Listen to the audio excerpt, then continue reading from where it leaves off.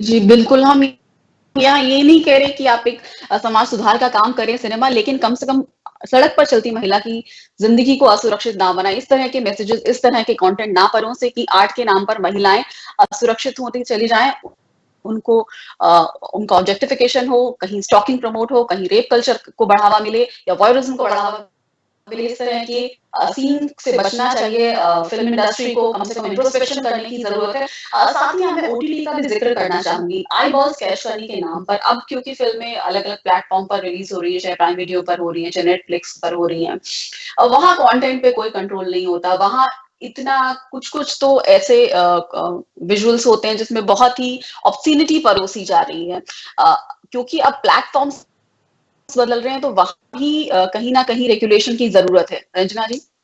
हाँ, नहीं बिल्कुल, जहाँ तक हमारा सोशल मीडिया और जो ऑनलाइन फ़िल्म का जो पूरा सिलसिला चल गया है, उसमें अभी तक हम लोगों के पास कोई रोबस्ट लॉ नहीं है।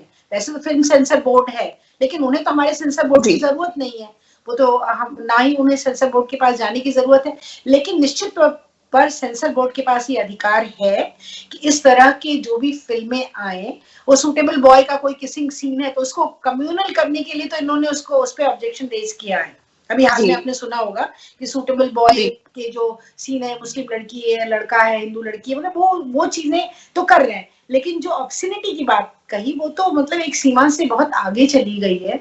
और क्या आर्ट है और क्या वल्गर है, इसकी इसकी सीमाएं बिल्कुल ब्लर हो गई हैं।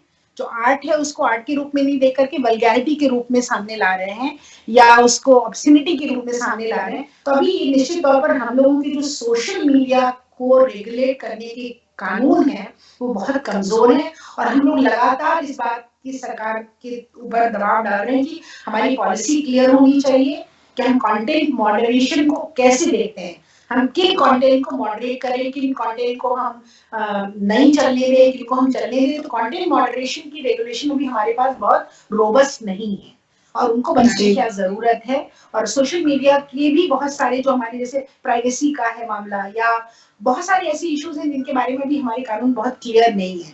और वो सब कुछ आना चाहिए और सामने लाना चाहिए। कोई ये नहीं कह रहा है कि हम 16वीं और 18वीं सदी में चले जाएं, जबकि हम बहुत सारी बातों को जो आज नेचुरल है, अब सी बीच पे हैं तो हम बिकनी पहन के ही दिखाई पड़ेंगे। तो वो पहले जी। जमाने में पहली बार मुझे लगता है कोई एक्ट्रेस बिकनी पहन के किसी सिनेमा में आई थी, बड़ा हल्ला मचा था। लेकिन अगर समय और पर्यावरण या सॉरी जो जिस जिस कॉन्टेक्स्ट और टाइम को अगर देखा जाए तो जो जरूरी है वो तो होना ही चाहिए। वो तो अब उतना भी कोई कंजर्वेटिव बातें हम नहीं कर सकता है आज की पीढ़ी के साथ और आज की सोच के साथ। लेकिन कहीं न कहीं जब वो सीमा पार होती है, जब आपकी आर्ट को ऑब्सिनिटी में बदल देते हैं, तब वहां पर एक लाइन खींची जानी चाहिए और वो रेगुलेशन बिल्कुल। की लाइन होगी। और तभी उस रेगुलेशन की लाइन को हम लोगों को बनाना चाहिए, सरकार को सामने आना चाहिए, बजाय इसके कि अनाप शनाप छोटी मोटी चीजों को लेकर के काम करें। एक पूरा कॉम्प्रिहेंसिव रोबस्ट कंटेंट मॉडरेशन का हमारे पास रेगुलेशन होना चाहिए।